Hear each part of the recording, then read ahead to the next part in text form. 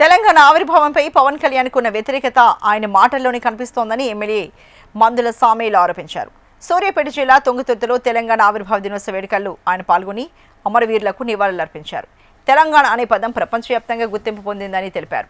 కొట్లాడి తెచ్చుకున్న తెలంగాణలో మళ్లీ ఆంధ్రల పెత్తనం ఏంటని ఎమ్మెల్యే మందుల సామేలు ప్రశ్నించారు.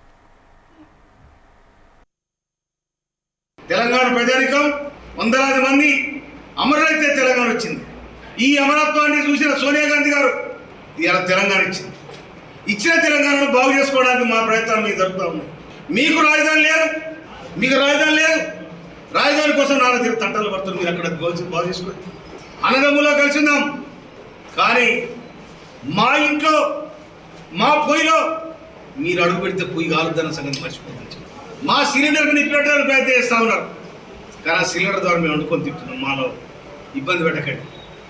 తెలంగాణ ప్రజలకు ఆత్మగౌరవంతో తెలంగాణలో ఎవడన్నా కానిపోని మాటలంటే కత్తుల కోరడం అనేది తెలంగాణ. కానీ మా తెలంగాణ మేము సాధించుకున్న తృప్తి మాకున్నది.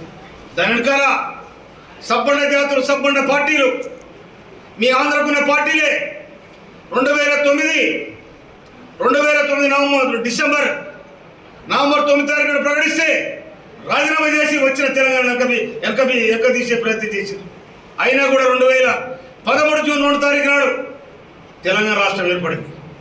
ఏర్పడే తెలంగాణ రాష్ట్రంలో ఇక మీ పెత్తనం లేటి, మీ సాగుబాటు ఏంటి?